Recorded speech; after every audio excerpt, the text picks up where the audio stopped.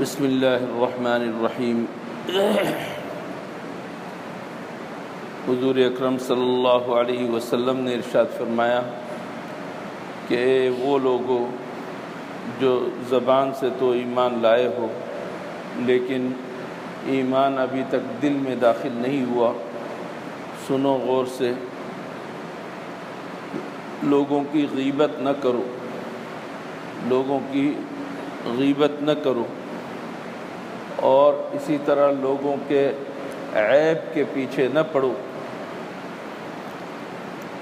جو شخص لوگوں کے عیب کے پیچھے پڑے گا اللہ تعالیٰ اس کے عیب کے پیچھے پڑ جائے گا، اور جس شخص کے عیب کے پیچھے اللہ پڑ جائے تو اللہ جل شانہ اس کو اس کے گھر کے اندر بھی رسوا کر کے چھوڑ دیتا ہے۔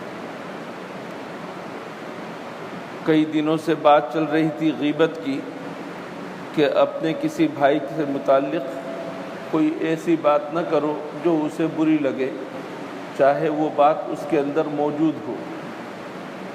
اسی سلسلے میں بھی یہ حدیث بھی ہے کہ غیبت نہ کرو۔ اس کے ساتھ ساتھ اس حدیث کے اندر ایک عظیم بات یہ ارشاد فرمائی کہ لوگوں کے عیوب کے پیچھے مت پڑو۔ اللہ نے انسان کو بنایا، بہت ہی خوبصورت سانچے کے اندر ڈھالا۔ اللہ نے انسان کو بنایا، اس کے اندر دل پیدا کیا اور اس دل کے اوپر مدار رکھا کہ انسان کی بہتری اسی دل کے اوپر اس کا مدار ہے، اور انسان کی بدتری اسی دل کے اوپر اس کا مدار ہے۔ اس انسان کو پیدا کر کے اللہ نے راستہ بتا دیا، ایک راستہ اس طرف جاتا ہے جو جنت کی طرف جاتا ہے، اور ایک راستہ اس طرف جاتا ہے اور یہ جہنم کی طرف جاتا ہے۔ میں نے تمہیں پیدا کر دیا اور تمہارے اندر عقل پیدا کر دی، تمہارے لیے نبیوں کو بھیجا، تمہارے لیے کتابوں کو نازل کیا، اب تم ان تمام چیزوں کو دیکھتے ہوئے اپنے لیے راستہ خود اختیار کرو۔ تم جون سا راستہ اختیار کرو گے میں اسی راستے پہ تمہیں چلا دوں گا، اور نتیجہ تم خود دیکھ لو گے۔ انسان کو اللہ جل شانہ نے بہت زیادہ کمالات کا جامع بنایا، لیکن اس کے باوجود انسان خطا کا پتلا ہے۔ کوئی انسان ایسا نہیں جس کے اندر عیب نہ ہو، ہر ایک کے اندر عیب موجود ہے۔ اللہ تعالیٰ نے معصوم اگر بنایا تو فرشتوں کو بنایا، معصوم اگر بنایا تو نبیوں کو اور رسولوں کو بنایا، ان کے اندر ہم کوئی عیب نہیں نکال سکتے، لیکن باقی ہر انسان کے اندر کوئی نہ کوئی عیب ہے۔ اس عیب کو چھپانے کا حکم ہے کہ اس عیب کو چھپاؤ، کسی کا عیب کسی کے سامنے ظاہر نہ کرو۔ عیب کے ظاہر کرنے کا مطلب یہ ہوا کہ تم اس کو ذلیل کرنا چاہتے ہو، تم اس کی عزت سے کھیلنا چاہتے ہو۔ عیب کو ظاہر کرنے کا مطلب یہ ہوا کہ تم اس کی تحقیر کرنا چاہتے ہو، اس کو حقیر سمجھ رہے ہو۔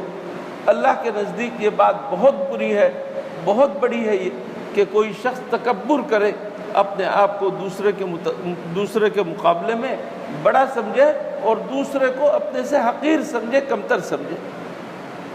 اگر کوئی بڑا آدمی ہو تو اس کے عیب کے پیچھے کوئی بھی نہیں جاتا، لیکن اگر کوئی کسی کو چھوٹا سمجھ لیا جائے تو اس کے عیب کے پیچھے جاتے ہیں کہ اس کو کسی طریقے سے عیب دار کر کے لوگوں کی نظروں سے گرا دوں۔ اللہ تعالیٰ نے فرمایا، حضور صلی اللہ علیہ وسلم نے فرمایا، لا تتبعوا عوراتہم، مسلمانوں کے عیب کے پیچھے مت پڑو، اس لیے کہ اگر تم لوگوں کے عیب کے پیچھے پڑو گے تو لوگ تمہارے عیب کے پیچھے پڑیں گے۔ تمہاری تو دو آنکھیں ہیں دیکھنے والی، اور جن کی تم عیب جوئی کرو گے تو ان کی تو بہت ساری آنکھیں ہیں۔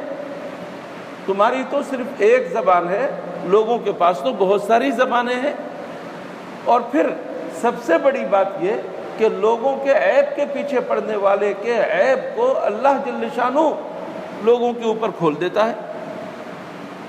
وہ سمجھتا ہے کہ میرے عیب کو کوئی نہیں جانتا، میں گھر کے اندر کمرے کے اندر بیٹھ کر فلمیں دیکھتا ہوں، کسی کو کچھ نہیں پتا۔ موبائل کھول کر میں فلمیں دیکھ لیتا ہوں گھر کے اندر، اور پھر نمازیں پڑھنے چلا جاتا ہوں، لوگ سمجھتے ہیں میں صوفی ہوں، میں اچھا ہوں، نمازی ہوں، اور میرے اندر کا عیب کوئی نہیں جانتا۔